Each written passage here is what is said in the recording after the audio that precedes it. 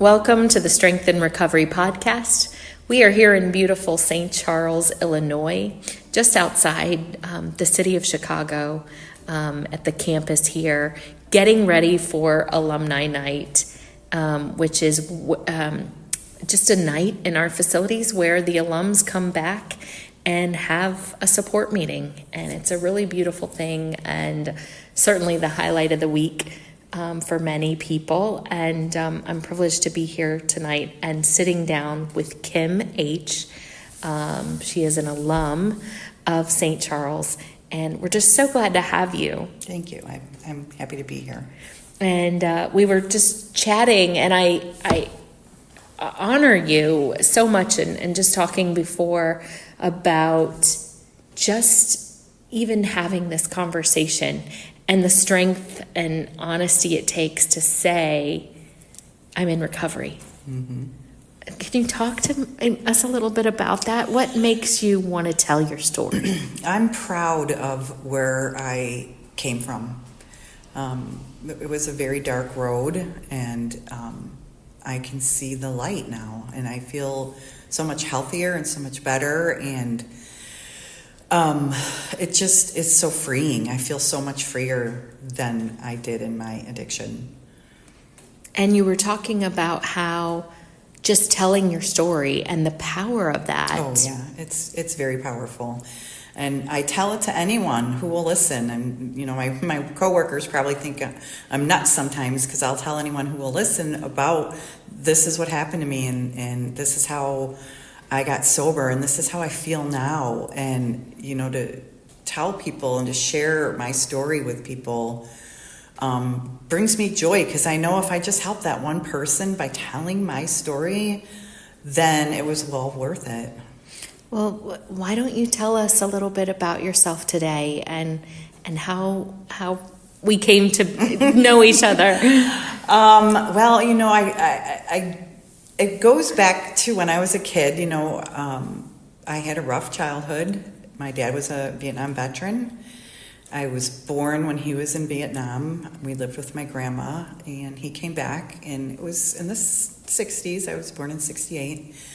And he was hippie. My parents were hippies, and that was great. That was our life. But I always grew up with drugs and alcohol in my family. I didn't know that smoking marijuana was against the law. I didn't know that it was not right to do, especially back then. Mm-hmm. So my dad always smoked pot and drank, and that was our norm.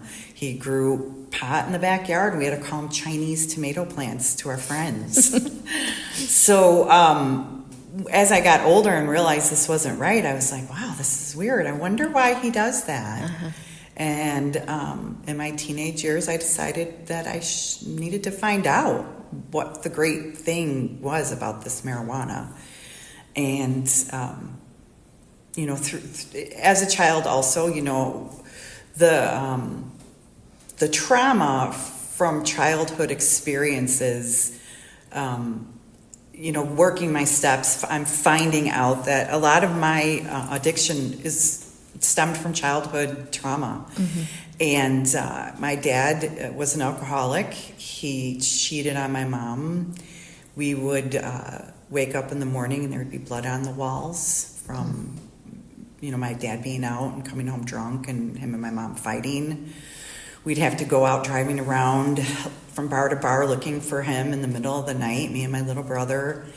And that was just not normal, but I thought it was normal. I thought this is what all families did. I didn't know that this was so wrong. And it led me to self-medicate and to try that marijuana that one time. And I smoked pretty regularly through high school.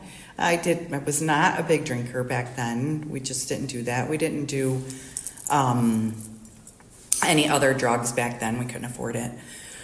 But my dad always, you know, he sold marijuana by then, and so it was free. I would just sneak it, and he always knew, but I denied it, of course, because addicts are good liars. And so I went on to get in relationships that were abusive. emotionally, sexually, physically. And that was just the life that I thought was a normal life, because that's what I grew up watching, was those things. And as I got older, I couldn't smoke pot anymore, so I started drinking. And do you remember kind of that transition and what that feeling was that brought you to the alcohol? Escaping,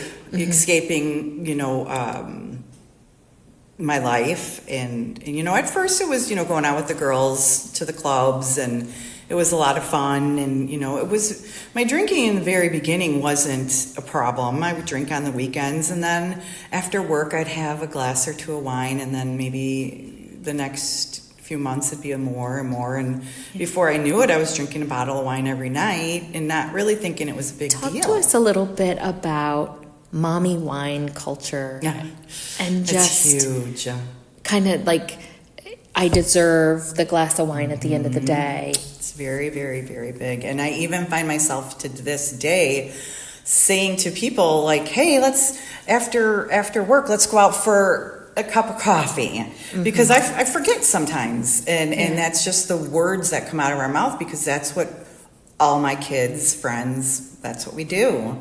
And I'm okay with that, being in that situation, but it is a wine culture for parents now, and a drinking culture.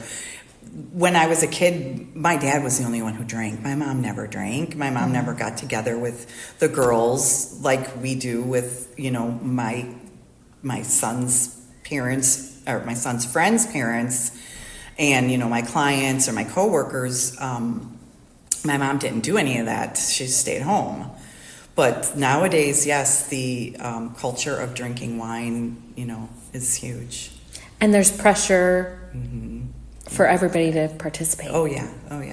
And it's okay. A lot of those people don't have the problems, but for that one person like myself, it doesn't end there. Yeah, it continues. And when did you start to realize this is a problem? Probably when I was showing up to PTO meetings drunk and sitting next to the principal praying. He didn't smell alcohol on me. I was fortunate. I very rarely drove when I was drinking. I had friends that would pick me up because they knew I'd be having cocktails while I cooked dinner, because I couldn't cook dinner without having a couple cocktails, and then I couldn't start dinner without having a couple cocktails. And then it was time for a meeting, and I was just like, gosh, I really shouldn't be going to these meetings drinking.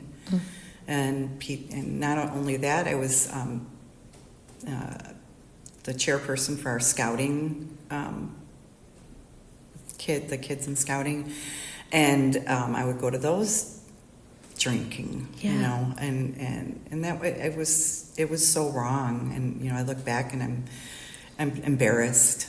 I know those people knew I was drinking. I was just fooling myself. And I think it's just so beautiful how you're so willing to talk about this story. I think so many in today's world do run into trouble, or got in, were drinking during COVID and couldn't stop and needed to go back to work, and maybe feel like, oh, well, I need to shove this under the rug. Yeah. And you have this story, and you're so willing and so open. You're just saying, like, I'll tell anybody my story. I'll tell anybody. And it's like, that's not the norm. Often people are so ingrained with the shame and the stigma surrounding this disease. I got over that. I got over that the day I checked into RCA.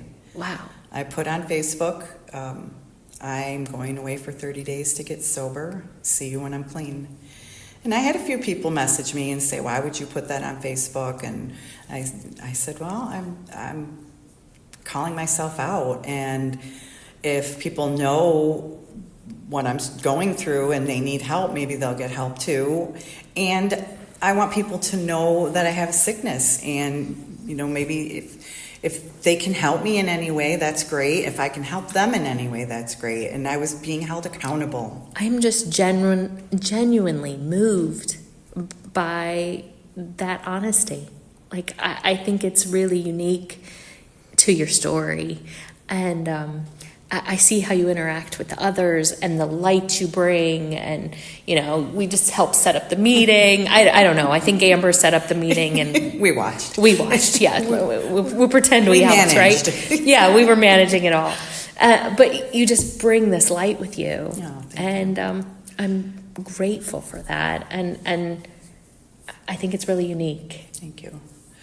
I just love being sober, and I feel like I can't even. I'm so proud of my recovery, and I'm so proud that I can sit here with you today and talk about this. Mm-hmm. And I don't want to say I'm proud of my alcoholism or my disease, but I'm proud of where it brought me to. Mm-hmm. I'm proud of the person I am today because of it. And you said earlier, you just said, I've done the work. Mm-hmm. I think were the words you used. Yeah, you have to do the work.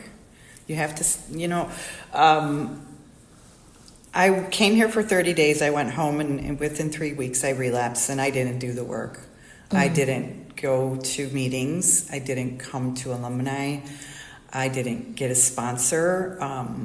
I didn't start my steps. And the step work is not for everybody, but for me, it's very important. And I just thought, I'm done. I can live my life. And, got it out of my system. Yeah, I'm good to go. And I was back here in 3 weeks, and that's when I realized I need to do the work. And a lot of times people think I have fought the physical battle, right? The drug or the alcohol is now out of my body, and so I've done, and I can go about life. And what we realize is there's a whole mental, huge, and spiritual, body, yes, mind, and soul, spirit that has to come together. Yes, to work together. That's very true. There's so much more to just the physical addiction of it. The mental addiction, to me, is far more powerful than the physical addiction was. I need to stay busy. I need to help people. I need to be with people. I can't be held up in my house or my bedroom or, wherever. And that's me by nature. Mm-hmm. I work with people all day long, every day. That's my job. So when I'm not at work, I was self-isolating, mm-hmm, and that's when I would do most of my drinking, was home alone. Mm-hmm. And now I try not to be home alone. I try not to be home at all. But I like to help people. I like to be with people. It's a whole nother kind of it's dopamine for me to be serving people, mm-hmm, and to be helpful at things. I'm always trying to, I can help you with this, or I can help you with that, or Amber, if you need help, let me know. And I get a lot of pride and joy out of that for myself. I like being needed. Maybe that's it. You said that it was getting sober, staying sober is life or death for you. It is. When did you find that out? My liver enzymes for years have been bad, and when you go to the doctor and you get your liver enzymes are high, you have fatty liver. Everybody has fatty liver a lot of people have fatty liver at my age. It's not uncommon. Enzymes are high. Cut back on the alcohol, Kim, and don't take ibuprofen or acetaminophen. In my case, I can't take either anymore. Watch your fat, don't eat, fast foods, things like that. And I just would brush it off for years. And before I got sober, my primary doctor said, you need to go see a liver doctor. Your enzymes are really bad. Your platelets are very low. And I saw the liver doctor, and he said, well, the next time I see you, I want your husband to be with you. He goes, you need to quit drinking. And I said, okay. He asked how much I drank, and I lied. I told him I drank a bottle of wine a night. And he was like, that is way too much. when in reality I drank a whole lot more than that, and I just hid it from everybody. And he said, if you don't quit drinking, you will die. And he was very adamant, if you don't quit drinking, you will die. And I continued to drink. I didn't listen to him. And finally... Do you think it was denial at that point? point? Oh, yeah, for sure. I was in denial. I said, I'll be fine. I'll just cut back. I'll cut back. And finally I decided that I needed to get sober. I needed to stop showing up to things drunk, making a fool out of myself, not remembering how I got home, how I got in my pajamas, how I got in my bed. And, embarrassing my kids. They didn't want me around their friends anymore. So I came in and my liver enzymes were extremely high. And I got out and I went to see the liver doctor, and he said, you need to go for this special scan. You got out. This is after you've left RCA at this point? The first time, yeah. Okay. The first time I went and saw him in that 3-week span. And he said, you need to get this special scan. And I said, okay, no problem.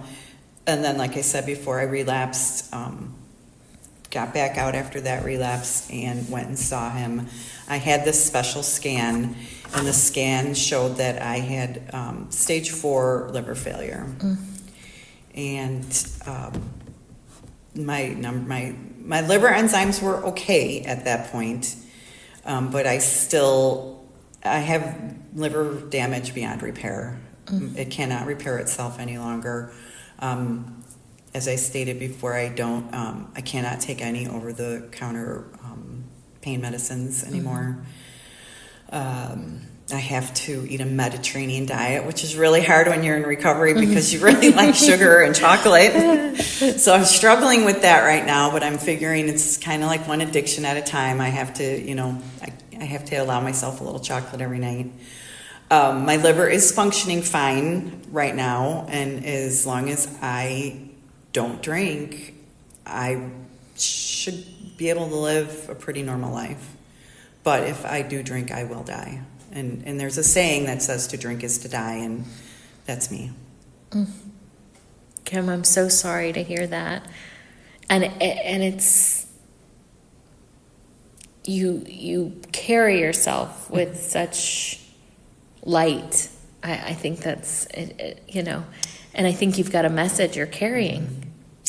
And I can't go back. And that's, I can't sit and cry over it. It is what it is. The damage is done. I can just go forward and be the best, healthiest person I can be, and try and help other people in my situation, and to let them know, there is help. Getting sober was the best thing I've ever done in my life, aside from my children. Yeah. I'm pretty proud of those guys. But getting sober is the best thing I've done for myself in my life. Do you have any examples of how, you work in the people industry, just sharing your story has led you to help another person? My Facebook post, I have probably a good half dozen or more people that have reached out to me through Messenger. Their daughter is struggling, their son, their spouse. I've given them the number here. I've given them, obviously call me anytime or have them call me. Yeah. I'll talk to them about what life is like for me now. And show them that, you don't have to wake up every morning with the shakes and thinking about, gosh, when am I going to be able to drink today so I don't have the shakes anymore? That is such a blessing in itself that, when I go to work in the morning and I don't eat breakfast, say that day, and I'm a little shaky, it kind of brings back those memories, and my clients will laugh and they'll be like, oh my gosh, I remember when you would come in every day like this. I'm like, no, not anymore. It's just because I didn't eat breakfast today. Yeah. But I think, just spreading my word helps people. I told you earlier that I'll tell people in the grocery store and tell them, oh, I'm, a recovering alcoholic. And I had a lady just the other day, she's like, my husband is too. And we happened to go to the same AA club. So it was, we live in a small town, so it's not probably that unnormal.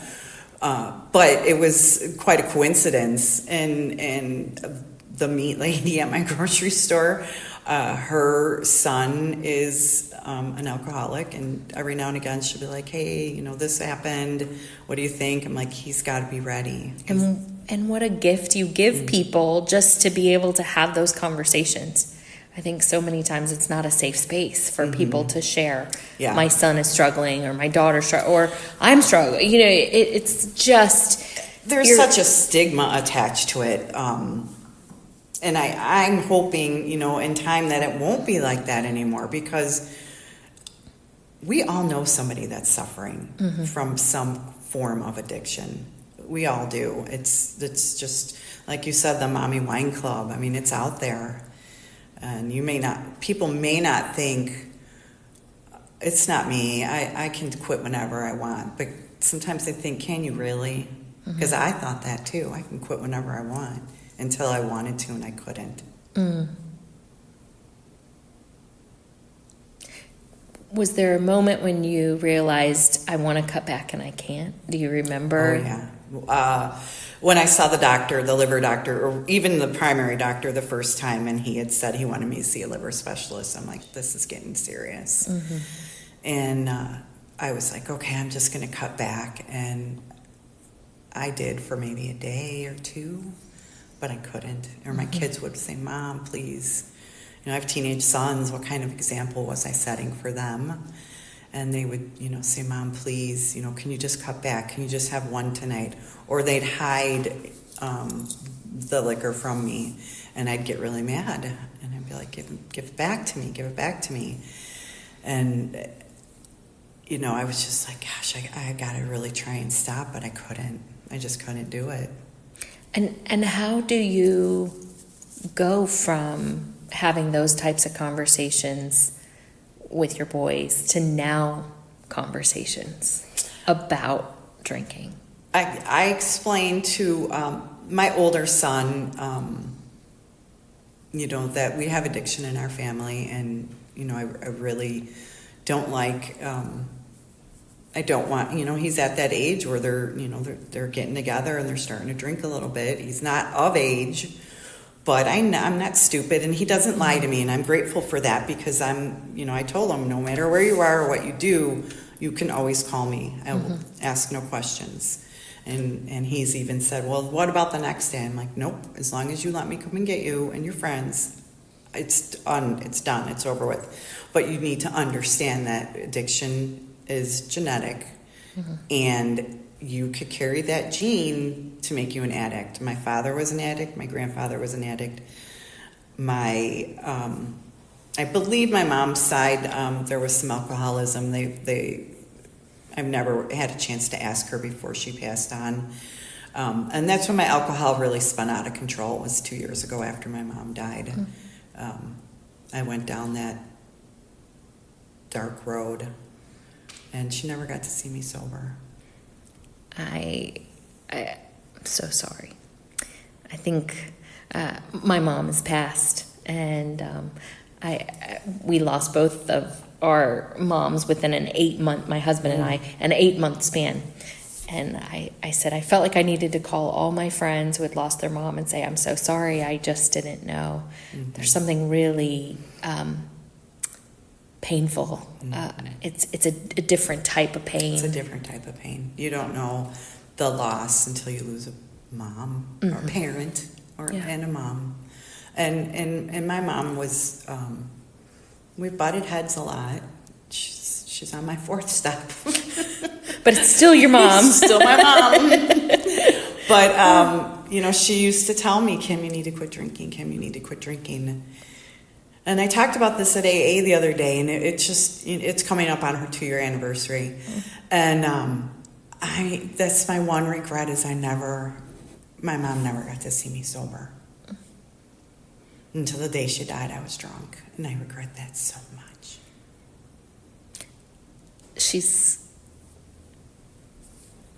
I'm so sorry.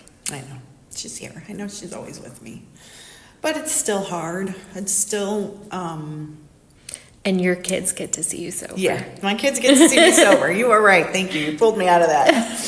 Yes, my kids get to see me sober, and I am so grateful to God for that. I really am. That's beautiful. Yeah. And they talk to me now. Yeah. For the most part, they're teenagers. They're teenage and boys. And boys, yeah. For the most part, they talk to me. But they get to see their mom sober. And I don't know what situation we were in the other day, and there was a bag, and my husband still drinks in front of me, and I'm not fond of it, but I don't see anything. But I looked at them one day, and I told them to get rid of there was a bottle of booze in the kitchen, and I said, can you just, I just want to look at it. Mm-hmm. I don't want to drink it. And they're like, Mom, we're going to make Dad, get rid of all this. And I'm like, no, you don't have to make him get rid of it. Just ask him to just put it away. Mm-hmm. I don't want to have to walk in through the kitchen and cook dinner and have a bottle of alcohol staring in my face. Mm. And, they're just so supportive, my boys. They're so supportive, and they are happy for me. I think those are conversations as families come back together, and how do we live a new normal? And we're coming up on the holidays, and do we have alcohol with Christmas dinner, or how does that work? Well, this year is going to be a little different. One, my son is leaving for the Marines in May, and so we're going to have our own family Thanksgiving, just the four of us. Yeah. We'll set up the tree, and we'll do a new tradition, so to say. My side of the family doesn't, they drink, and so we won't spend it with them. And I don't really see my husband's side of the family, so I don't know what he'll do with them. But we'll have our own Thanksgiving. For Christmas, I haven't thought that far. Yeah. One day at a time. One day at a time. I'll figure it when I get there. Oh. And tell us what's on your arm there. After I got out of rehab the second time, I knew this was it. I knew I got that sign, and I knew this was it. So I had one day at a time tattooed on my arm so I could look at it. Anytime things get tough, I just rub my hand over it, and I think just one day at a time, Kim. That's beautiful. Yeah. And I think it's really great that you're starting new traditions. That's a big tip for the holidays, is things don't have to be the same as they always were. Yeah. And having some new things that you're trying and implementing. Yeah. And we'll see where it goes from there. If I stay home on Christmas and watch movies and eat chocolate, then that's what I do. Yeah. And I'll enjoy it. I'll be okay with it. Yeah. As long as I'm with my kids, that's all that matters. Absolutely.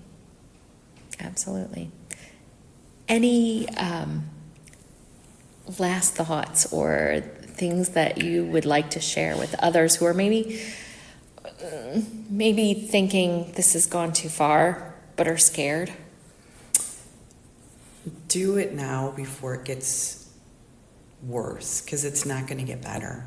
It's only going to get worse. If you're doubting you have a problem, you have a problem. Mm-hmm. I knew I had a problem. I was in denial. I knew I had a problem for many years. Mm-hmm. And get the help, because you're the end of that struggle and that journey to get clean is a whole new life that is just amazing. My life is more amazing now than it's been in as long as I can remember, honestly. Because like I told you before, growing up, it was, we had a pretty crappy life. And I'm so much happier now, and I look forward to getting up most mornings. And I look forward to seeing my friends, sober, and my friends that drink. And that was my friends weren't big drinkers. Mm-hmm. They were very casual drinkers. I drink alone at home. Mm-hmm. So, going out to a movie, a friend of mine and I have been going to movies And it's really nice to be able to go out to a movie. So do the work, and you will be rewarded in so many ways that you never even knew existed. And do you have any favorite recovery quotes? Let go, let God, one day at a time. What does let go, let God mean to you? To me, it means, I gave it to God. I asked for God to help me through this and to help me get sober. And that second time when I relapsed, to me it was a God moment, and I let go and I said, God, I need help. And I feel that he pulled me through and got me the help. And every day he's walking with me and showing me that this is what you needed to do. You're doing it. You got this, Kim. It's beautiful, Kim. Thank you so much for sharing your story with us. Thank you. And for sharing your story with the alums and just the world around you. Thank you. It's a better place with you in it. Thank you very much. Thank you for listening today to the Strength and Recovery podcast. If you or someone you know needs help, please call 1-833-RCA Alum. Connect with our alumni community. We're open to anyone pursuing recovery. So if you're interested, come out to one of our alumni meetings. Come out to one of our sober events. We try to plan something every single month, either an act of service or just a time of fellowship. And it's a really great time to get acquainted with other like-minded individuals who are really wanting to pursue recovery. So please join us. Call a coordinator at RCA, 1-833-RCA Alum, and get connected today. Thank you for listening to the Strength and Recovery podcast. If you enjoyed this episode, please tap the subscribe button and leave us a review. We love hearing from our listeners and hope to reach more of you out there as we continue to share these incredible stories of recovery.